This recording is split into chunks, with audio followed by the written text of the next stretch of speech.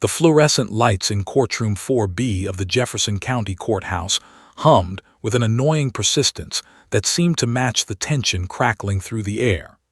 It was 9:47 a.m. on a Wednesday morning in Birmingham, Alabama, and the November chill had seeped through the old building's walls, making everyone inside pull their jackets a little tighter. 7-year-old Emma Martinez sat in the witness box, her legs dangling several inches above the floor, not quite long enough to reach the ground. Her pink sneakers, the ones with the light-up heels that her father had bought her for her birthday, swung back and forth in a nervous rhythm. Her small hands, pale and trembling, gripped the polished wooden rail in front of her so tightly that her knuckles had turned completely white. Judge Patricia Coleman, a grandmother of 5 with 30 years on the bench, leaned forward with the practiced gentleness of someone who had questioned countless children in family court. Her reading glasses hung on a beaded chain around her neck, and her salt and pepper hair was pulled back in a neat bun. She'd seen many difficult custody cases, but something about this one felt different. The child before her radiated a fear that seemed disproportionate to a standard divorce proceeding. "Sweetheart," Judge Coleman said, her voice as soft as velvet, "I know this is scary, but I just need you to answer a few questions. Can you do that for me? There's no wrong answer here. We just want to know which parent you feel safest with." Emma's chest rose and fell rapidly, her breathing becoming more labored with each passing second. Her wide brown eyes, ringed with dark circles that suggested many sleepless nights, darted frantically between the two people who had once been her whole world. To her left sat her mother, Sarah Martinez, a 34-year-old dental hygienist whose designer clothes couldn't hide the weight she'd lost during the divorce. Sarah's blonde hair was pulled back in a severe ponytail, and her hands clutched a crumpled tissue that she'd been using to dab at her red-rimmed eyes. She looked at her daughter with a mixture of hope and desperation, silently pleading for Emma to choose her. To her right at the defendant's table sat the man claiming to be her father, Marcus Martinez. He was 36, handsome in a conventional way, with dark hair styled perfectly, and an expensive charcoal suit that spoke of his success as a pharmaceutical sales representative. He sat with an almost unnatural stillness, his face a mask of calm confidence. His attorney, a sharp-looking woman in her 50s named Ms. Patricia Westwood, occasionally whispered in his ear, but he barely acknowledged her, keeping his eyes fixed on Emma. Emma's court-appointed advocate, Jennifer Chen, stood nearby. Ms. Chen was a veteran child welfare specialist who had dedicated her career to protecting children caught in the crossfire of messy divorces. She'd reviewed Emma's case file extensively, noting the girl's declining grades, her new habit of bedwetting, and her teacher's reports of increasing anxiety. But nothing in the paperwork had prepared her for the sheer terror emanating from the child right now. "Emma, honey," Ms. Chen prompted gently, "the judge just needs to hear from you. Take your time." But Emma couldn't speak. Her lips moved soundlessly, as if her voice had been stolen. A thin sheen of sweat appeared on her forehead despite the courtroom's chill. Her eyes, those terrified brown eyes, suddenly stopped their frantic scanning and locked onto something at the back of the room. Standing near the rear exit, in the position he'd occupied for the past 45 minutes, was Officer Derek Thompson of the Birmingham Police Department's K-9 unit. He was a broad-shouldered man in his early 40s, with close-cropped graying hair and the alert posture of someone who'd spent 2 decades in law enforcement. This was his first time providing security for a family court case. Usually, he and his partner worked narcotics or search and rescue operations.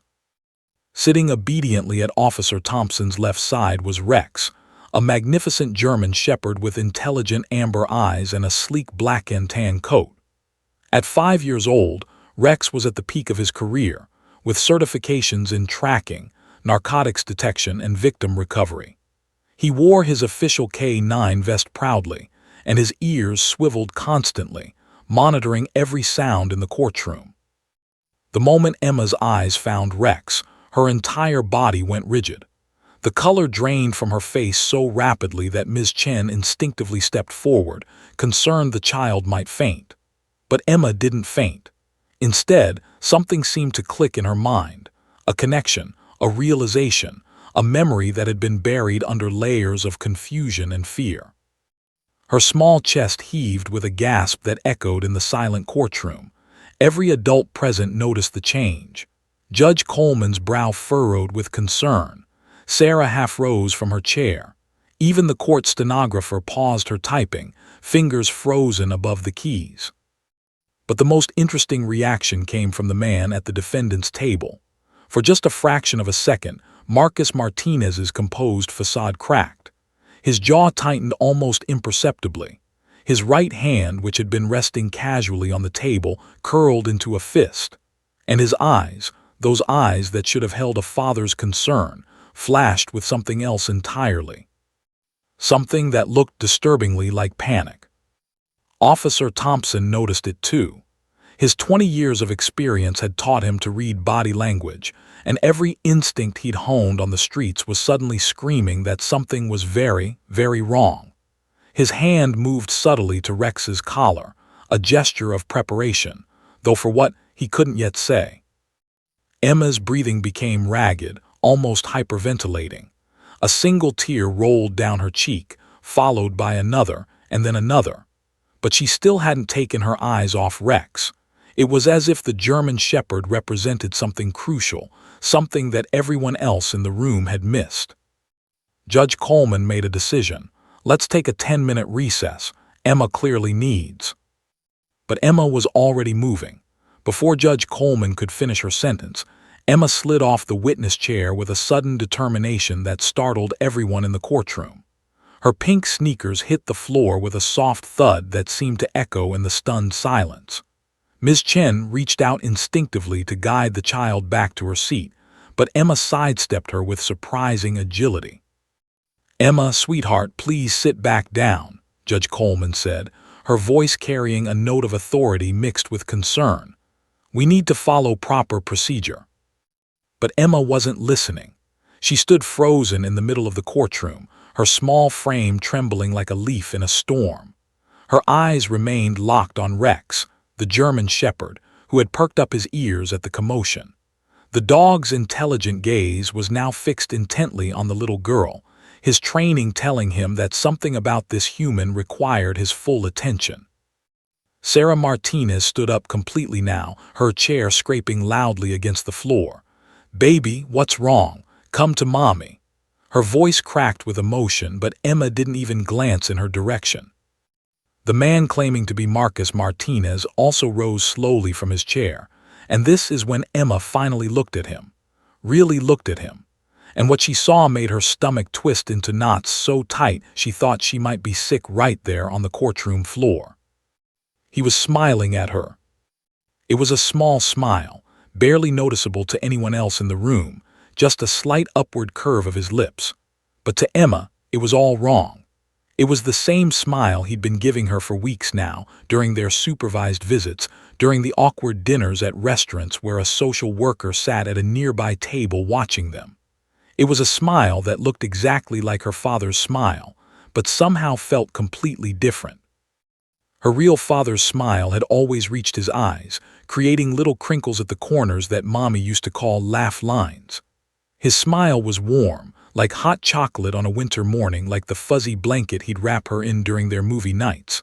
But this smile, this man's smile, was cold. It stopped at his lips.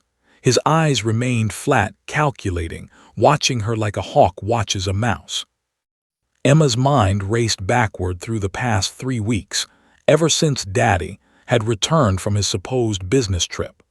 The pieces that hadn't fit before suddenly stood out in sharp relief, like puzzle pieces from entirely different boxes. The first supervised visit had been at Chuck E. Cheese, Emma's favorite place.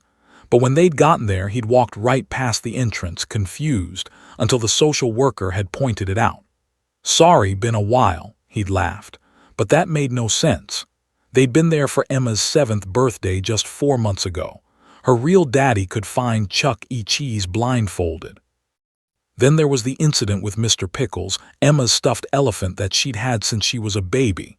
When Daddy had picked her up for their second visit, he'd asked, "Did you bring your teddy bear?" Emma had corrected him. "It's an elephant, Daddy," and he'd laughed it off. But her real father had named Mr. Pickles. He'd bought it at the hospital gift shop the day Emma was born. He would never forget what it was. The mac and cheese incident had been the most disturbing. During their dinner at his apartment last Tuesday, he'd made her favorite meal but had automatically squirted ketchup on top. Emma had stared at the red puddle spreading across her pasta in horror. "Daddy, you know I hate ketchup," she'd whispered.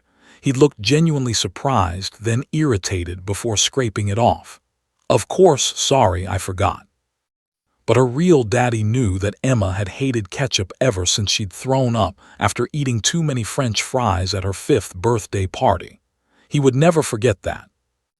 There were other things too, small things that had nagged at Emma's subconscious. The way he held her hand too tight, almost crushing her small fingers. The way he smelled, not like her daddy's sandalwood cologne, but like cigarette smoke and something sharper, more chemical.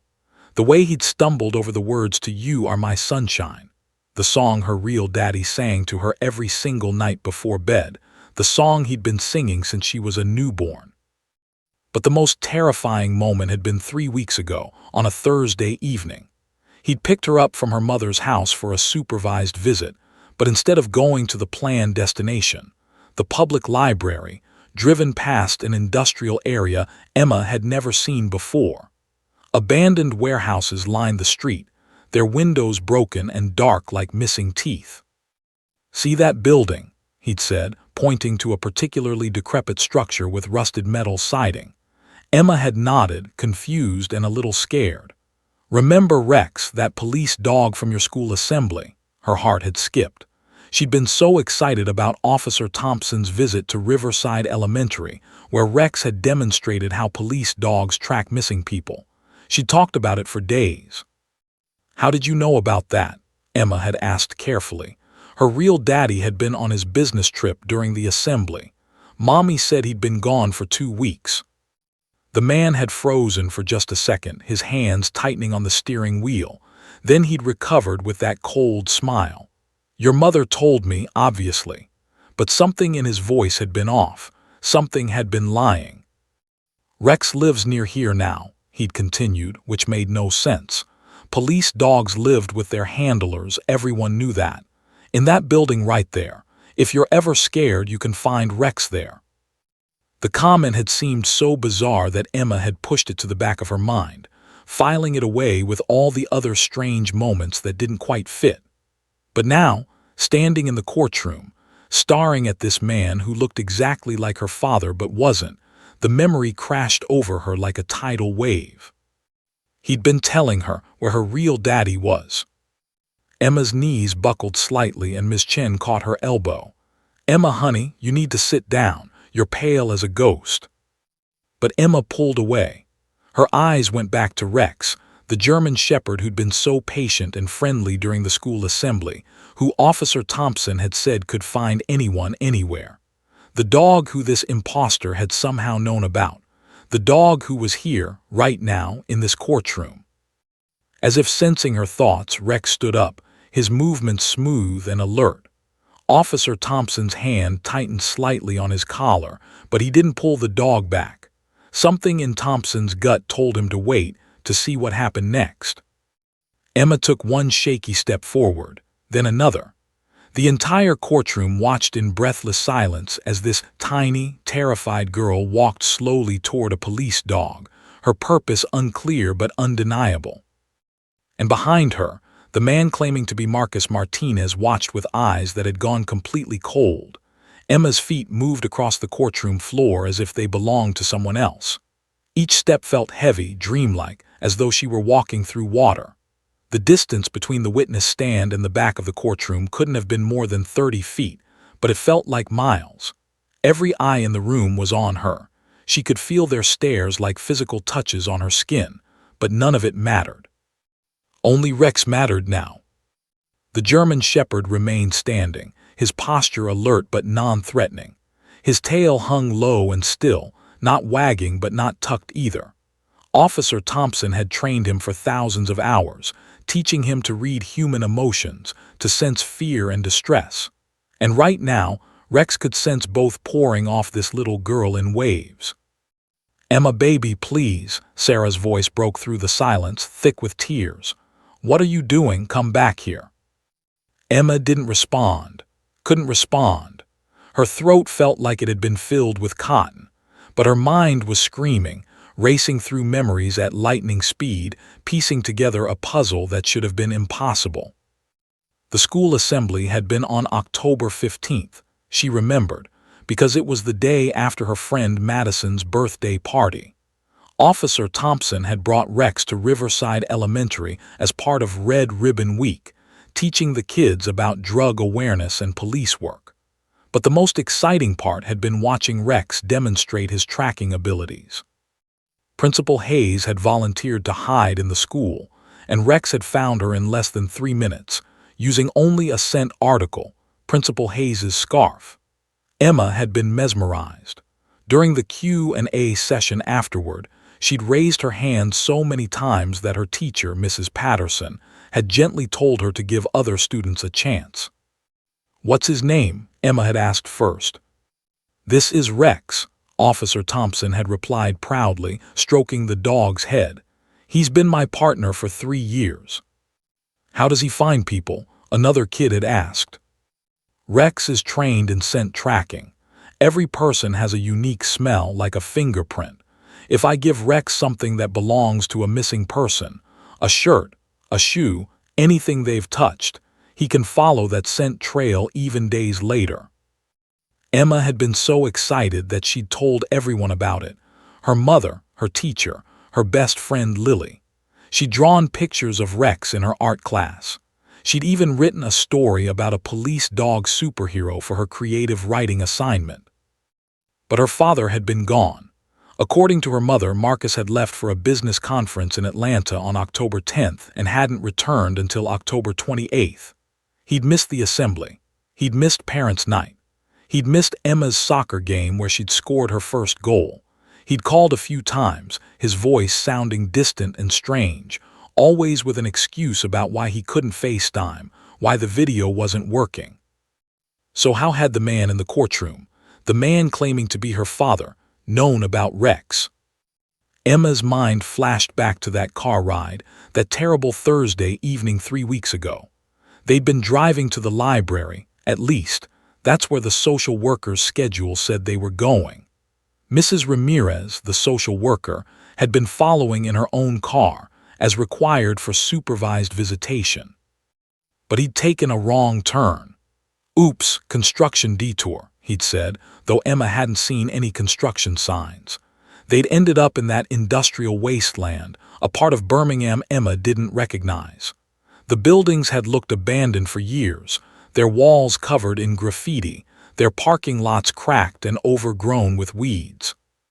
And then he'd pointed to that specific warehouse, a large structure with rusted corrugated metal siding, most of its windows broken or boarded up.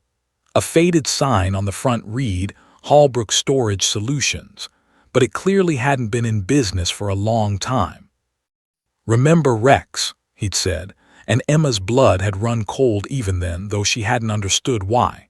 The way he'd said it, not like he was making conversation, but like he was telling her something important, something he needed her to know. "The police dog from your school assembly," he'd continued when she hadn't responded. Emma had nodded slowly, confused about how he knew, but too frightened by the strange neighborhood to ask questions. She'd wanted to get out of there, back to familiar streets and normal places. "Rex lives right there now," he'd said, still pointing at the warehouse. "Second floor, northwest corner. If you ever need him, that's where you'll find him." The statement had been so absurd, so completely nonsensical, that Emma had almost laughed. Police dogs didn't live in abandoned warehouses. They lived with their officers, in regular houses with regular families. Mrs. Patterson had specifically asked about that during the assembly, and Officer Thompson had shown them pictures of Rex at home, sleeping on a dog bed in Thompson's living room, playing in a fenced backyard. But the imposter hadn't known that. He'd been trying to tell her something, she realized now, trying to give her information in case something went wrong. But why would her father need to do that? Why would he be speaking in riddles and codes? Unless he wasn't her father at all. The thought crystallized in Emma's mind with terrible clarity. This man, this stranger wearing her father's face, had known about Rex because he'd done something to her real father, something terrible, and he'd told her where to find Rex because… Emma's breath caught in her throat. Because her real father was in that warehouse. The memory that had been lurking at the edges of her consciousness suddenly burst into full focus. 2 nights after that strange car ride, Emma had woken from a nightmare. She dreamed about her daddy calling for her, his voice muffled and far away, coming from somewhere dark and cold. In the dream, she'd been trying to run to him, but her legs wouldn't work. She'd woken up crying, and her mother had held her for an hour before she could calm down enough to sleep again. What if it hadn't been just a dream? Emma was standing in front of Rex now, close enough to touch him. The dog's amber eyes met hers with an intelligence that seemed almost human. His tail gave one soft wag, a gesture of reassurance. Officer Thompson stood perfectly still, his training telling him not to interfere, his instincts telling him that something profound was happening. The courtroom had gone completely silent. Even the air seemed to have stopped moving. Judge Coleman had half risen from her bench, one hand outstretched as if to intervene, but something in the moment held her frozen. Emma knelt down slowly, bringing herself to eye level with Rex.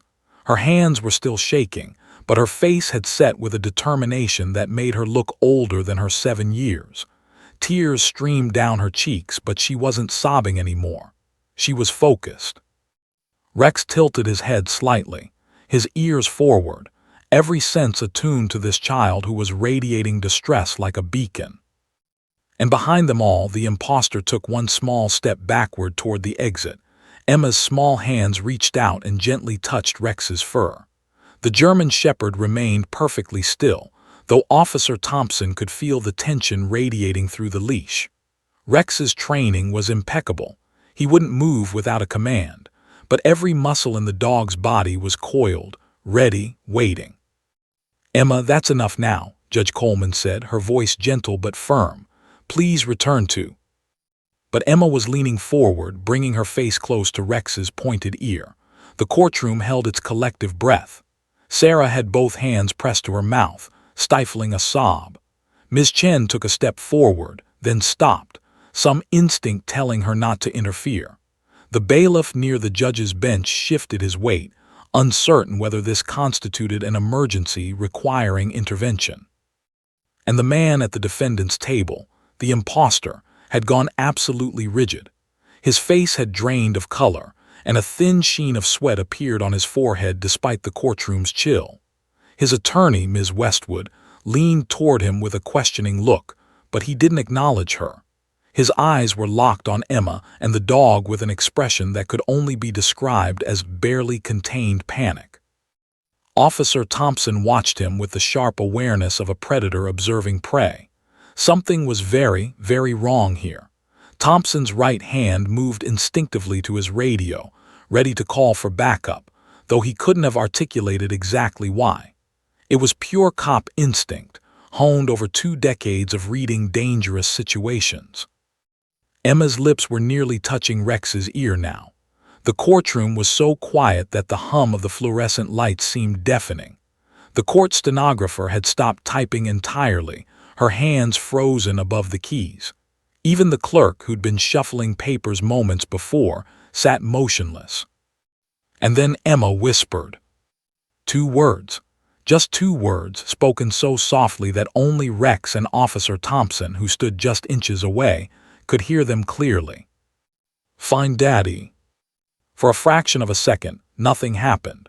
The courtroom remained frozen in its tableau of confusion and tension. Then Rex's reaction was instantaneous and explosive. The German Shepherd's entire body went rigid. His ears shot forward so fast it was almost comical, his head swiveling with mechanical precision toward the back corner of the courtroom. A low, urgent whine built in his throat, not a sound of distress, but of recognition, of alert. This was the sound Rex made when he'd caught a scent, when he'd found what he was looking for.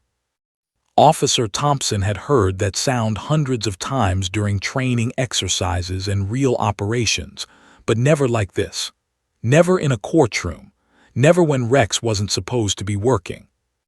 "Rex," Thompson said, confused. The dog ignored him completely, something the impeccably trained K9 had never done before. Rex's whine escalated into sharp, insistent barking.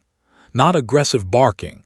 This was his alert bark, the specific pattern he'd been trained to use when he detected a live human being during search and rescue operations. The sound echoed off the courtroom's high ceilings like gunshots. And then everything happened at once. The man claiming to be Marcus Martinez exploded from his chair with such force that it toppled backward, crashing to the floor. His face had transformed from controlled composure to raw terror in the span of a heartbeat. He didn't say a word, didn't offer an explanation. He simply bolted toward the rear exit like a man running for his life. "What the bailiff started, but he was too far away, positioned near the judge's bench. "Stop him," Judge Coleman shouted, rising to her full height behind her bench. "Bailiff, stop that man." Sarah screamed, jumping to her feet. "Marcus, what are you doing?"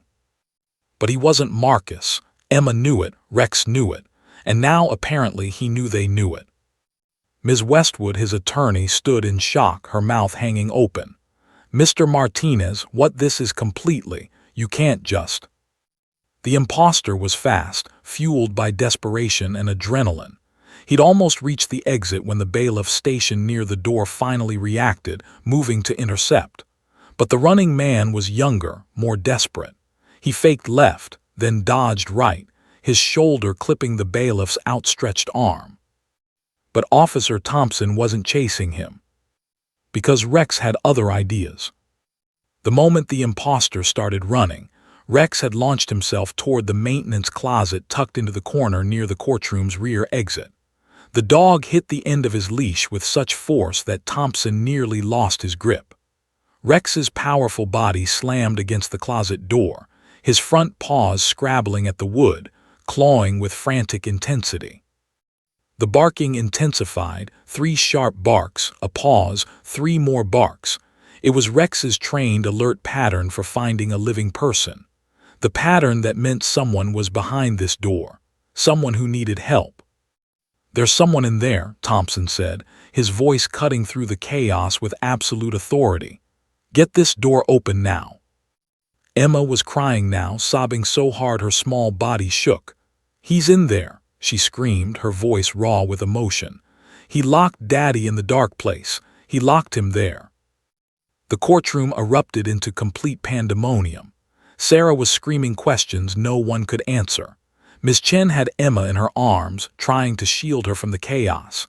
Judge Coleman was shouting orders, her gavel banging uselessly. Court security was rushing in from the hallway, responding to the commotion. The second bailiff, a large man named Officer Reynolds, had joined the first in tackling the fleeing imposter.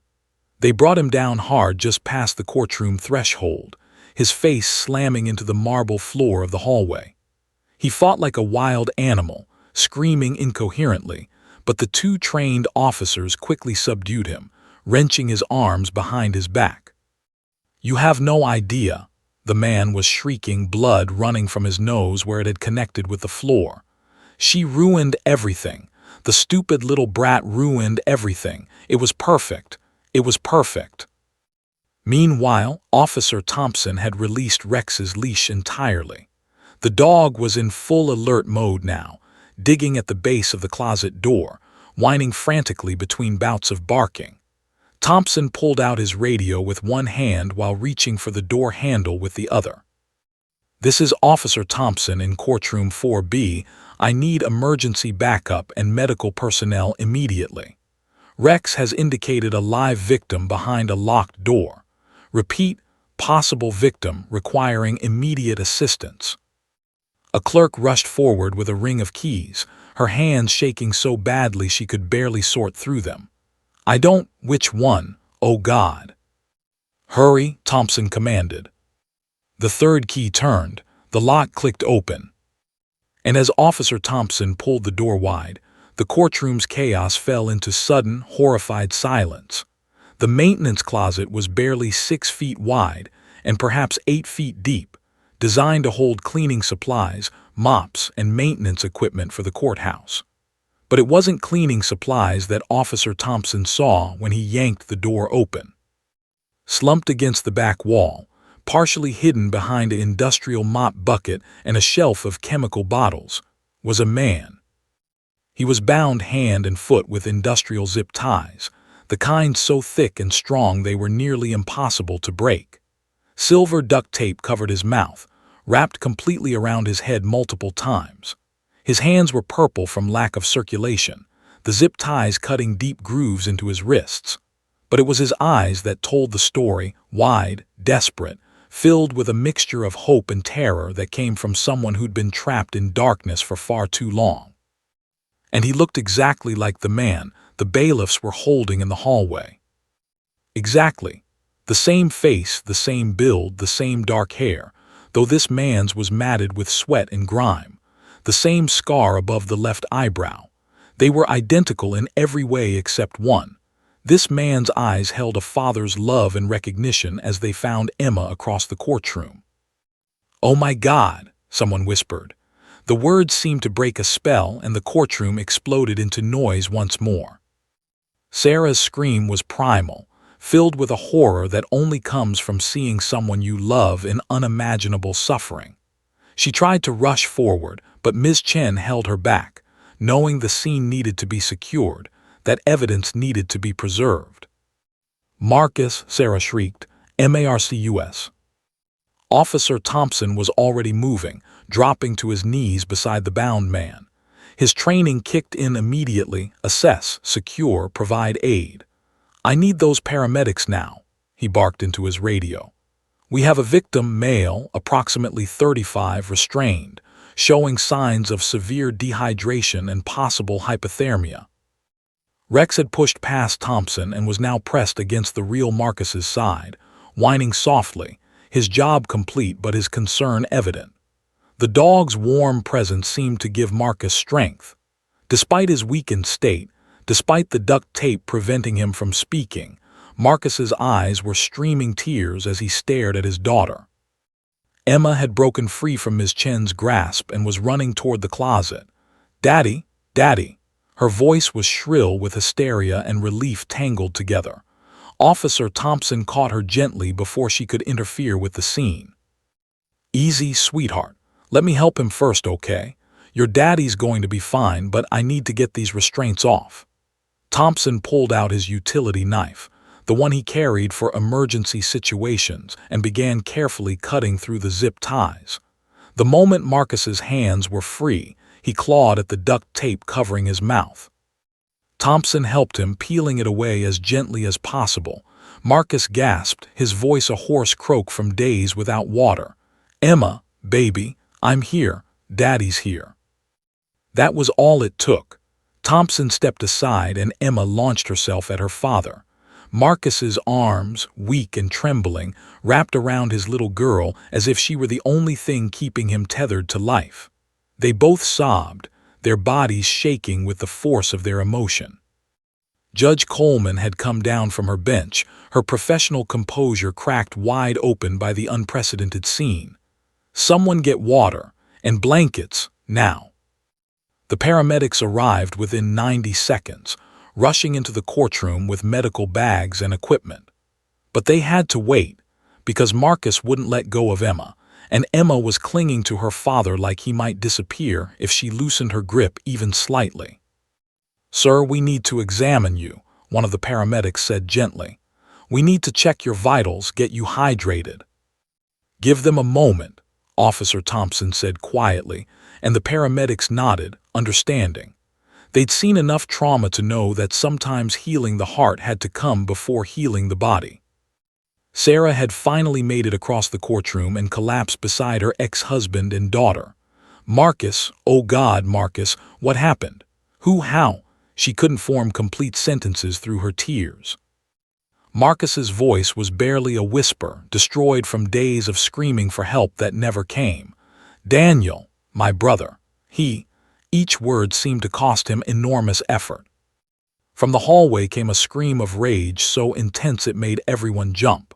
The man in handcuffs, Daniel Martinez, was being hauled to his feet by the bailiffs, and his carefully constructed mask had completely shattered.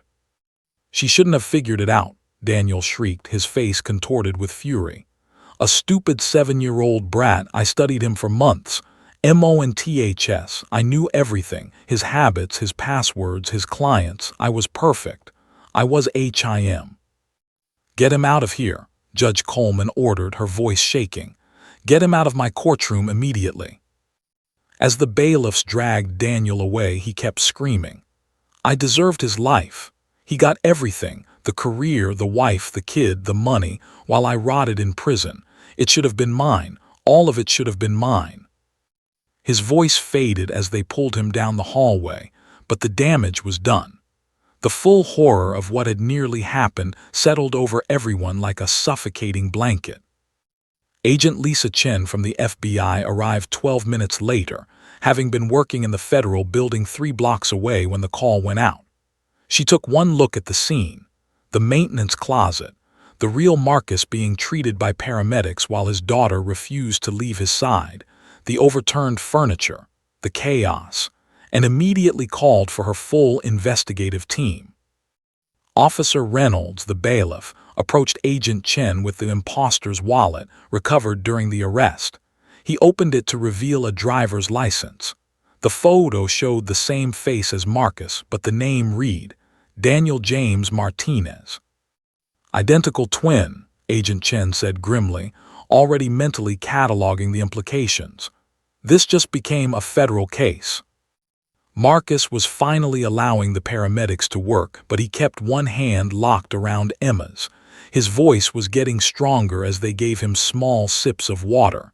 He came to my apartment 3 months ago, said he wanted to reconnect after prison.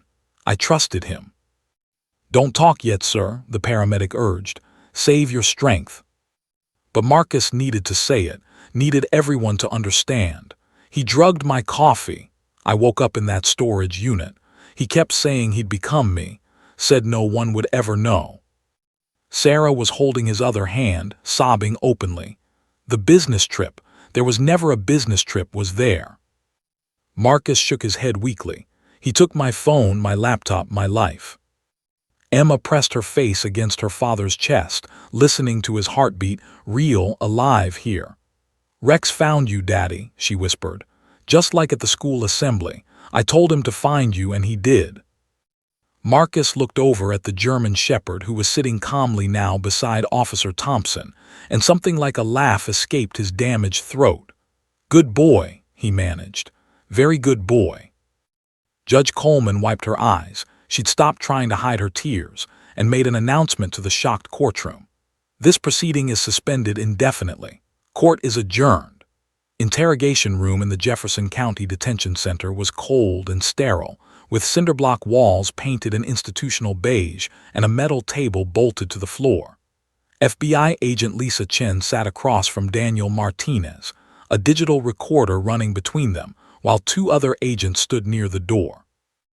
Daniel had waived his right to an attorney, a decision that surprised no one who'd witnessed his unraveling in the courtroom. He wanted to talk, needed to talk. The carefully constructed facade he'd maintained for 3 months had shattered completely, and now the words poured out of him like poison from a wound. You want to know how I did it? Daniel asked, his voice hoarse from screaming. His nose was swollen from where it had hit the marble floor, and his wrists bore red marks from the handcuffs. I'll tell you everything, because it was brilliant. It was absolutely brilliant until that brat ruined it. Agent Chen kept her expression neutral, though disgust churned in her stomach. Start at the beginning, Mr. Martinez. When did you decide to assume your brother's identity? Daniel leaned back in his chair, a twisted smile playing at his lips despite the circumstances. The day I walked out of home and correctional facility, August 14th, after serving 8 years for identity theft and fraud. He laughed bitterly. The irony isn't lost on me. The agent made a note. Daniel's criminal record had already been pulled, 15 years of escalating crimes. Check fraud at 19. Credit card scams at 22. Elaborate identity theft schemes that had finally landed him in prison at 28.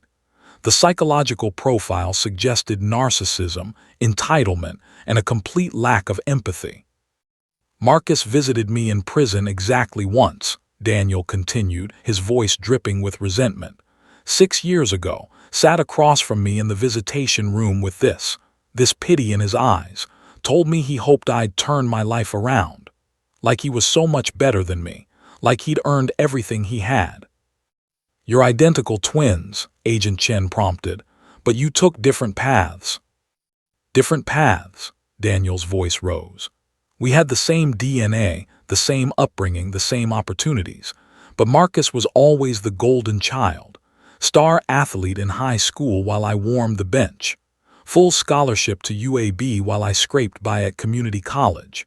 He became a pharmaceutical sales rep making 6 figures while I was running credit card scams to pay rent. The bitterness in his voice was palpable, years of jealousy compressed into every word.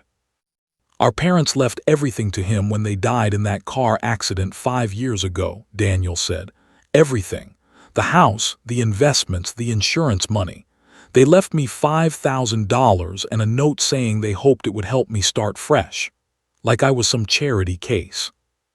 Agent Chen let him talk. Suspects like this needed to justify themselves, to make someone understand their twisted logic. So when I got out of prison, I looked Marcus up on social media, and there he was, successful career, beautiful ex-wife, adorable daughter, nice apartment in Birmingham's best neighborhood, living the life I should have had. Daniel's hands clenched into fists on the table. I contacted him, played the reformed brother act, said I wanted to reconnect, to be part of his life again. And he believed you. Marcus always was too trusting, too good. The words came out like an accusation. He invited me to his apartment on August 29th, made dinner, showed me photos of Emma, talked about his job, his routine, his life. He was so eager to help his reformed brother, he even offered me a loan to get back on my feet. Daniel's smile turned cruel. I accepted his offer for coffee. He didn't notice when I crushed 3 Ambien tablets into his cup while he was in the bathroom. He was unconscious within 20 minutes. Agent Chen felt her jaw tighten but maintained her professional demeanor. What happened next? I'd already rented the storage unit under a fake name, paid cash for 6 months up front. It was in an industrial area, the old Hallbrook Storage Solutions building, mostly abandoned. The owner doesn't even check the property anymore. Perfect location. The pieces were falling into place with sickening clarity. I used Marcus's own car to transport him, Daniel continued. Drove to the storage facility at 2 a.m., carried him inside. I'd already prepared the space, soundproofed it with foam panels I bought at a hardware store 2 counties over, set up a camping toilet, bottles of water, some food. I wasn't going to kill him. Not then anyway. I just needed him, stored, while I became him. You kept your own brother imprisoned for 3 months, Agent Chen said, her voice flat. I gave him what he needed to survive, Daniel snapped. Water, food, a bucket for waste, more than he deserved. And I visited twice a week to make sure he was still alive. I even talked to him, told him about my progress becoming him. He should have been grateful I didn't just kill him outright. The delusion was staggering. Agent Chen made another note. How did you learn to impersonate him convincingly? Daniel's expression shifted to something almost proud.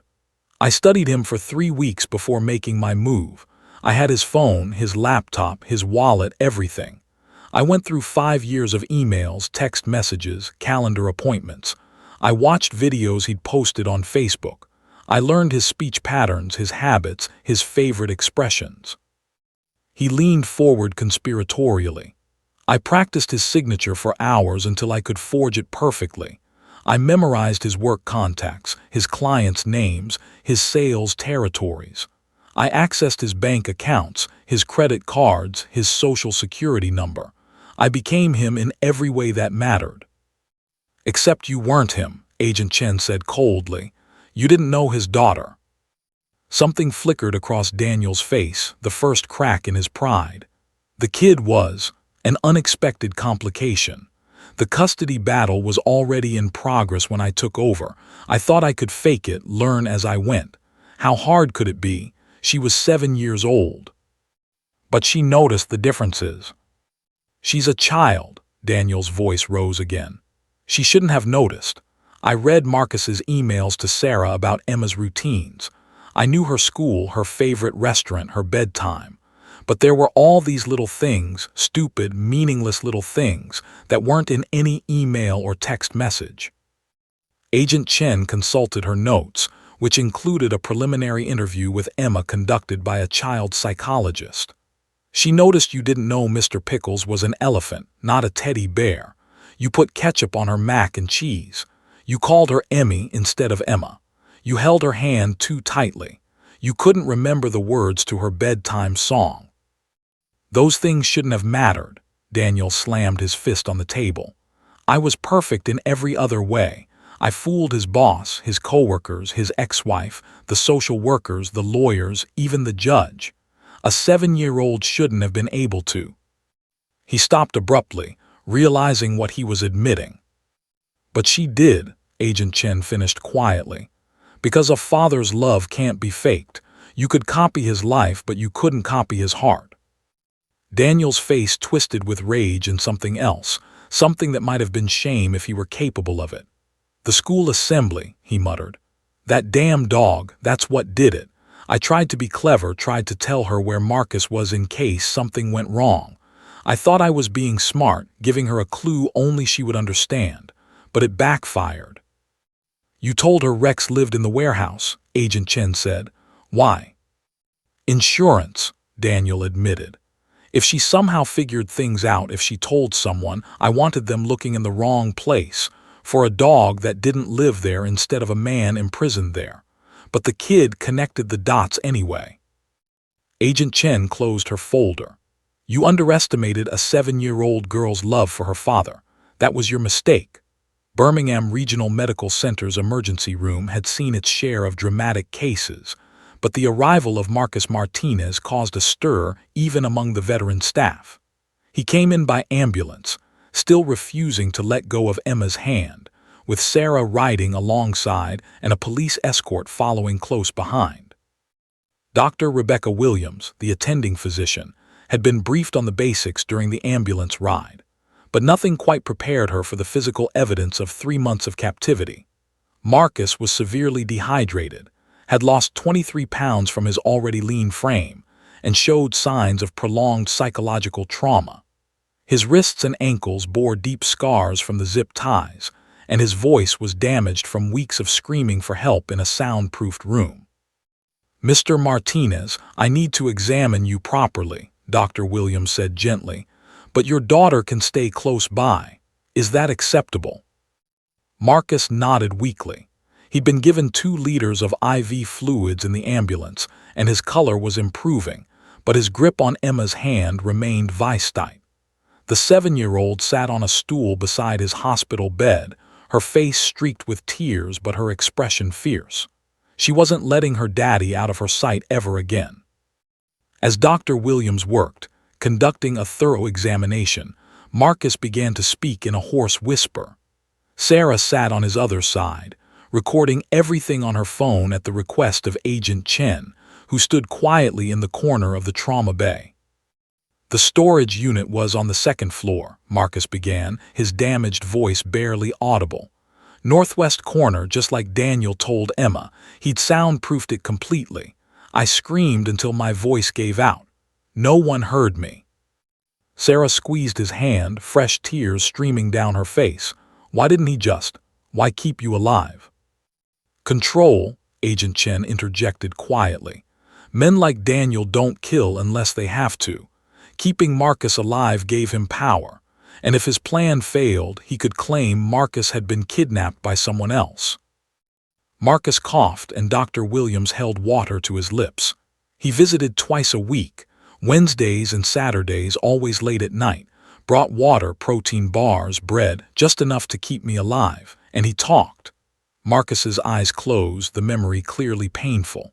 He bragged about becoming me, told me how he'd fooled everyone, how he was living my life better than I ever did. What was his end game? Sarah asked. He couldn't keep you locked up forever. Mexico, Marcus said flatly. He told me everything because he thought I'd never get free. He'd been slowly draining my bank accounts, transferring money to offshore accounts under false names. He'd applied for a passport using my identity. It arrived 2 weeks ago. His plan was to win custody of Emma in court, then disappear across the border. Sarah's face went white. He was going to take Emma. Not just take her, Marcus said, his voice breaking. Sell her. He made contact with human traffickers in Tijuana. Emma was worth $50,000 to them, young, American, blonde. He planned to collect the money, assume a new identity in South America, and live off my savings plus the trafficking payment. The horror of it sucked the air from the room. Emma didn't fully understand what her father was saying, thank God, but Sarah understood perfectly. She made a sound like a wounded animal. Agent Chen stepped forward, her expression grim but professional. Mr. Martinez, I need you to tell me everything you remember about Daniel's plans, contacts, and methods. Every detail matters. We're building a federal case that will ensure he never sees daylight again. Over the next 2 hours, as doctors monitored his condition and slowly rehydrated him, Marcus provided a comprehensive account. Agent Chen's team was already in motion. They'd secured the storage unit, which was being processed by forensic teams. They'd seized Daniel's belongings from the motel where he'd been staying, finding detailed notes about Marcus's life, forged documents, and a burner phone with contacts in Mexico. Meanwhile, across town at the detention center, Daniel's interrogation had revealed even more damaging information. He'd been planning this for years, ever since his incarceration. Prison had given him time to perfect his scheme, to study identity theft techniques, to nurture his resentment into a concrete plan. We found the passport applications, Agent Chen told Marcus during her second visit to the hospital that evening. He applied for one in your name and one for Emma, listing himself as her father. Both were approved. He also purchased 2 one-way tickets to Cabo San Lucas for December 15th, 9 days from now. Sarah felt sick. They'd been 9 days away from losing Emma forever. But it was Emma herself who required the most careful attention. Child psychologist Dr. Michelle Foster arrived at the hospital that evening, brought in specifically to help the traumatized girl process what she'd experienced. Dr. Foster was a specialist in childhood trauma, with 20 years of experience helping children who'd survived abuse, kidnapping, and violence. She settled into a quiet consultation room with Emma, while Marcus and Sarah watched through a one-way mirror, refusing to be far from their daughter. Emma, you were very brave today, Dr. Foster began gently. Can you tell me how you knew that man wasn't your real daddy? Emma's small voice was steady despite her tears. His hugs felt wrong. Daddy's hugs are soft and warm. That man's hugs were hard and cold, like he didn't want to touch me. The simple observation broke Sarah's heart. And his smell was wrong, Emma continued. Daddy smells like his special soap, the woodsy one. That man smelled like cigarettes and something yucky, chemical-like. Dr. Foster made notes. Children often perceived subtle differences that adults missed. Their senses weren't yet trained to ignore inconsistencies. The bedtime song was the worst, Emma whispered. Daddy sings "You Are My Sunshine" every single night. He knows every word. That man didn't know the second verse. He hummed it instead. That's when I knew something was really, really wrong. When did you realize you could trust Rex to help? Dr. Foster asked. Emma's face brightened slightly. At the school assembly, Officer Thompson said Rex could find anyone from their smell. He said Rex never forgets a smell, so I thought, if I told Rex to find Daddy, and that man wasn't really Daddy, then Rex would know. Rex would find the real one. The logic was sound in a child's mind. Trust the dog who'd been trained to find people. Trust the animal who couldn't be fooled by a fake smile or a false name.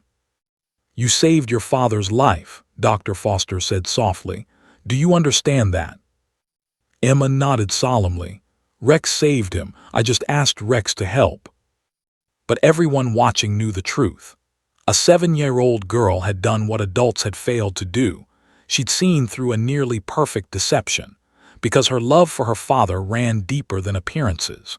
4 months had passed since that chaotic morning in courtroom 4B, and the spring sunshine streaming through the windows of Judge Patricia Coleman's chambers felt like a new beginning. The room was crowded but warm. Marcus and Sarah sat side by side, their relationship transformed by shared trauma into something stronger than their marriage had been. Emma perched between them, wearing her favorite yellow dress with sunflowers on it, her legs swinging happily beneath the chair. And standing near the door, in full dress uniform, was Officer Derek Thompson with Rex at his side. The German Shepherd wore a brand new collar, black leather with a gold medallion that caught the light.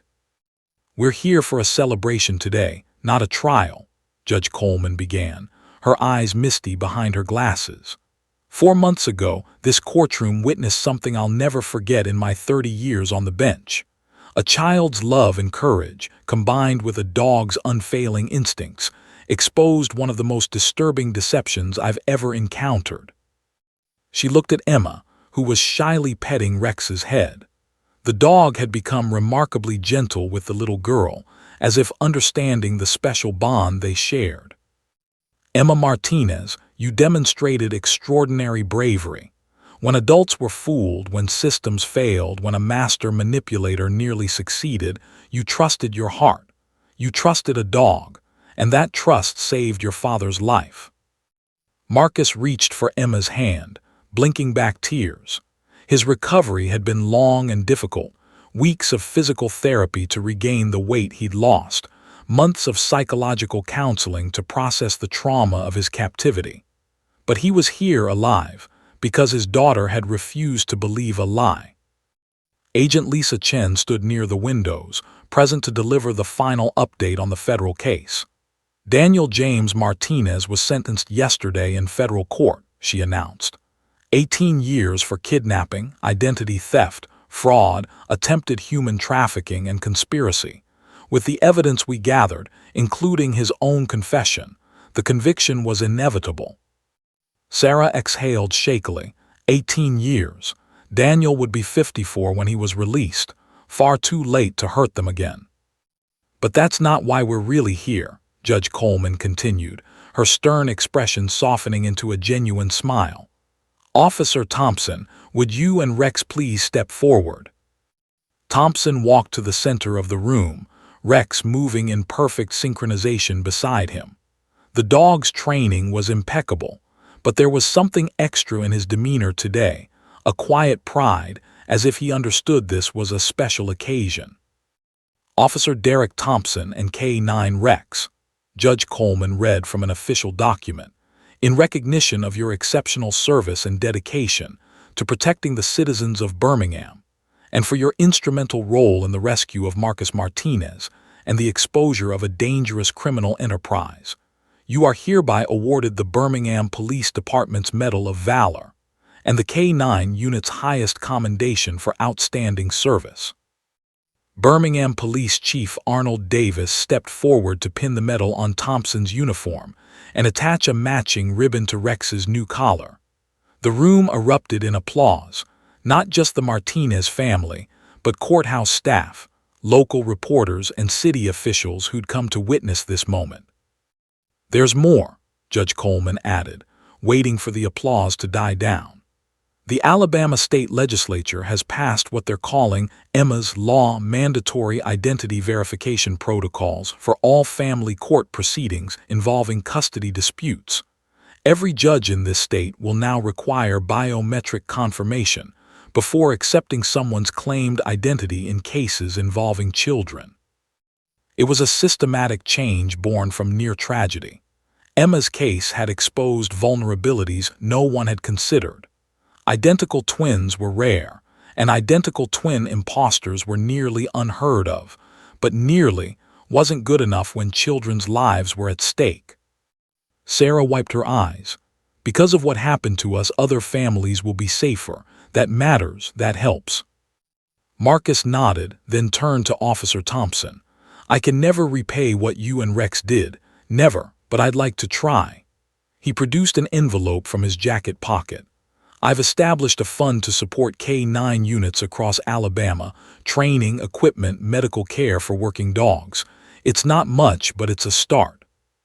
Thompson's voice was thick with emotion. Mr. Martinez, that's incredibly generous, but we were just doing our jobs. You did more than your job, Marcus said firmly. You listened to a child when you could have dismissed her. You trusted your partner when logic said there was nothing wrong. You saved my life, and you saved my daughter from a monster. Emma slid off her chair and approached Rex, who immediately lowered his head for her to pet. Over the past 4 months, they developed a remarkable relationship. Officer Thompson brought Rex to visit Emma twice a month, part of her trauma therapy. The dog's calm presence helped her process her fear and rebuild her sense of safety. Rex is my best friend, Emma announced to the room with the absolute certainty only a 7-year-old could muster. He's the bestest, smartest, bravest dog in the whole world. Rex's tail wagged, a rare break in his professional demeanor, as if he agreed with this assessment. Judge Coleman cleared her throat, clearly fighting her own tears. This case taught me something important. We put our faith in systems, in procedures, in documentation, and those things matter. But sometimes the truest wisdom comes from the purest sources, a child's intuitive knowledge of who loves them, and an animal's instinct for truth. She looked at Emma. You didn't need evidence or proof or logical arguments. You knew in your heart that the man in this courtroom wasn't your father, and when no one else understood, you found someone who could help, someone who wouldn't question or doubt, who would simply search for the truth. I knew Rex would understand, Emma said simply. Dogs always know. And perhaps that was the most profound truth of all. The gathering concluded with photographs, Emma between her parents, beaming with Rex at her side. Officer Thompson standing proudly with his partner. Judge Coleman with the entire Martinez family, all of them transformed by an ordeal that could have ended in unspeakable tragedy, but instead became a testament to courage. The story had made national headlines. 7-year-old girl and police dog expose courtroom imposter, father rescued after 3-month captivity. News outlets across the country covered the case, marveling at the child's intuition and the dog's unwavering response to 2 whispered words. As the celebration wound down and people began to leave, Emma knelt one final time beside Rex. She pressed her face into his fur and whispered, loud enough for Thompson to hear, "Thank you for finding my daddy. I love you forever." Rex licked her cheek gently, his tail wagging, and Thompson could have sworn the dog understood every word. 3 months later, Marcus was granted full custody in an uncontested hearing. Sarah had voluntarily entered family counseling, recognizing that her initial inability to see through Daniel's deception stemmed from her own emotional distance from Marcus. They weren't getting back together, but they were becoming partners again in the way that mattered most, co-parenting Emma with love and attention. Emma returned to her normal childhood activities, 2nd grade, soccer practice, birthday parties with friends. But she never forgot the day she whispered 2 words to a German shepherd and changed everything. She kept a photo of Rex on her nightstand, and twice a month, without fail, Officer Thompson brought his partner to visit. Sometimes on those visits, Emma would tell Rex about her day, her soccer goals, her spelling tests, her adventures with friends. And Rex would sit patiently, listening with those intelligent amber eyes, understanding in the way that only dogs can. Because sometimes you don't need many words. Sometimes you just need the right ones, spoken to someone who will truly hear them. And sometimes the heroes who save us have four paws, a wagging tail, and a heart full of courage.